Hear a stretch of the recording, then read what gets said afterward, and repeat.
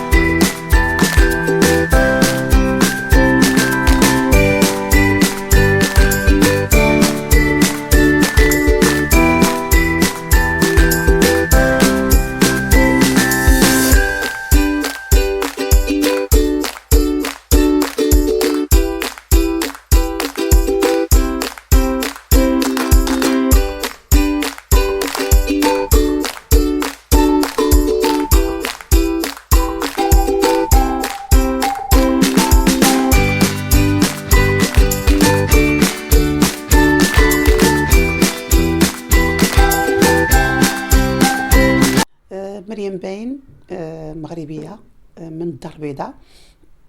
كبرت في درب سلطان في حي شعبي، وكانت عندي هذه الموهبة من الصغر ديالي. كنت كندير البرامج المدرسية وكنت كندير الحفلات المدرسية، واكتشفتها مني كانت عندي تقريبا 6 سنين 8 سنين. لكن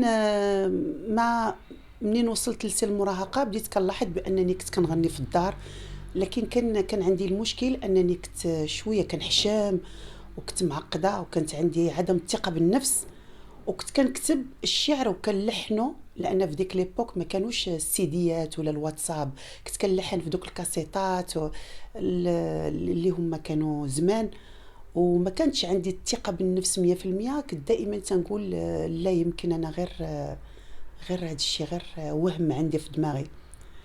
ف الموهبة بدات كتكبر معايا، وكنت دائما كنكتب. ومشيت لما كملت الدراسة ديالي مشيت لفرنسا. اول ما مشيت لفرنسا تزوجت بسرعه، من بعد لقيت راسي ولدت ولادي، فبدات المشوار ديالي مع الاولاد. يعني انقطعت على الغناء، انقطعت على العالم الغنائي، حتى التلفازه ما كنتش كنشوف فيها بزاف، لان كان عندي واحد المهمه صعبه في اوروبا، انني نربي ولادي ونعطيهم اللغه والدين والثقافه ديالنا، فهذا كان كيطلب مني مجهود كتير. بديت كان اولا فاش كبروا ولادي بديت كنحس بانهم ما بقاوش محتاجين ليا، فربما غادي نحكي حكايه ربما غتضحككم.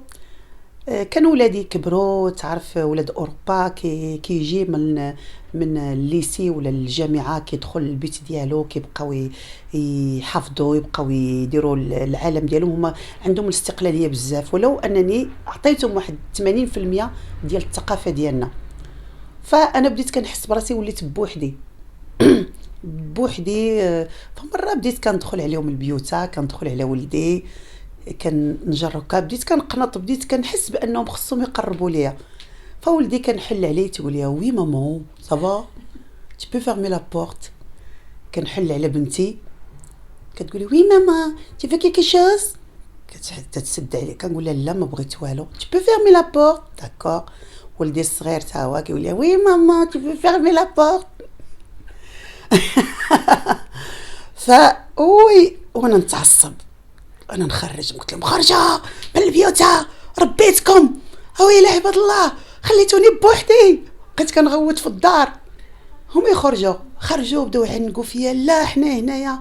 خرجوا البورطابلات ديالهم بداو كيلعبوا في البورطابلات هما حدايا.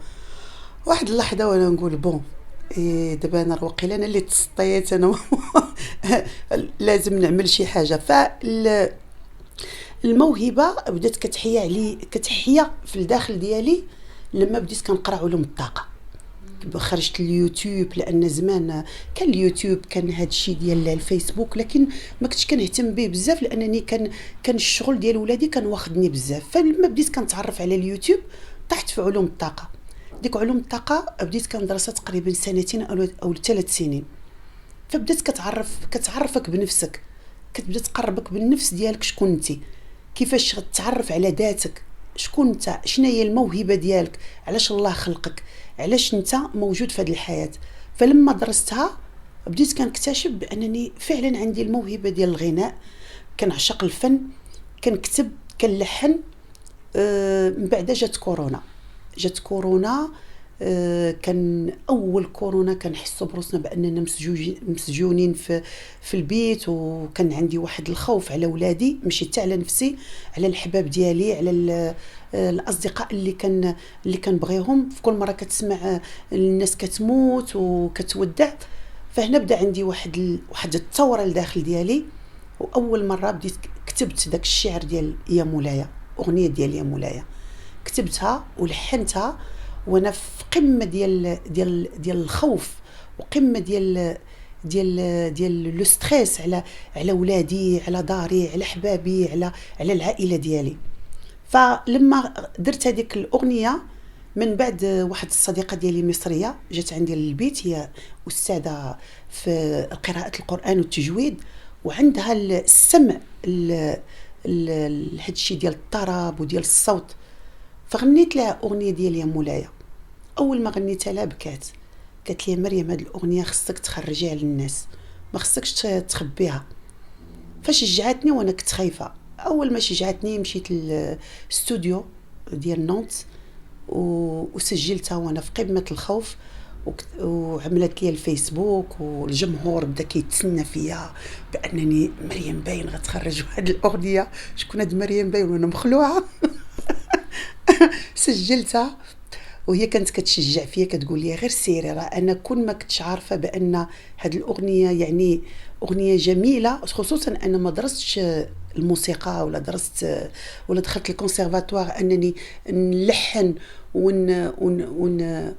ونكتب كلمات ديال واحد الاغنيه. فكانت في البدايه كانت صعيبه عليا، وان شاء الله الحمد لله لما بدات كتشجع فيا مشيت الاستوديو غنيتها. فخرجت لواحد الخلا وكان الاخ فؤاد معايا، وغنيتها اول اغنيه، ولقيت واحد الاقبال من الجمهور كيشجع فيا وكيدخلوا عندي، ومن ثم بدات عندي ديك لا موتيفاسيون انني نكمل في هذا المشوار هذا. نسمع منك يا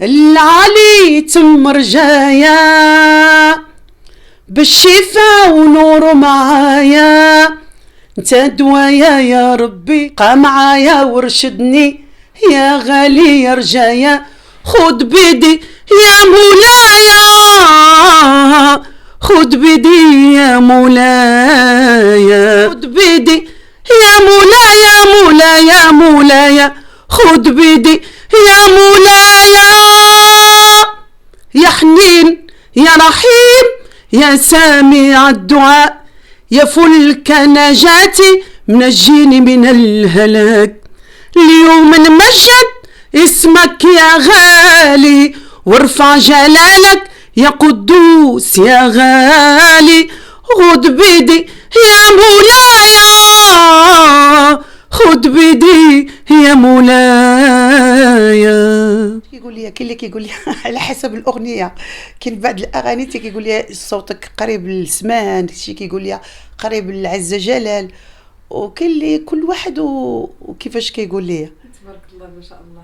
من غير يا مولاي خرجتي اغاني اخرى على اليوتيوب خرجت واحد الاغنيه ديال بلادي في اسفي، ومن بعد اغنيه بلادي اغنيه وطنيه، ومن بعد الاغنيه الوطنيه درت من حل الحال، كانت من الكلمات والالحان ديالي. ومن بعد تعرفت على الاخ الرباع، عرفني به واحد الاخ عزيز سميتو مصطفى سرحان، عرفني به. وهنا فاش اكتشفني عبد الرباع، فالحمد لله بديت كندير معاه، درت معاه اغنيه جيتيني في البال، ودرت معاه اغنيه ديال ليكيب ناسيونال ديال كره القدم شكرا يا اسود.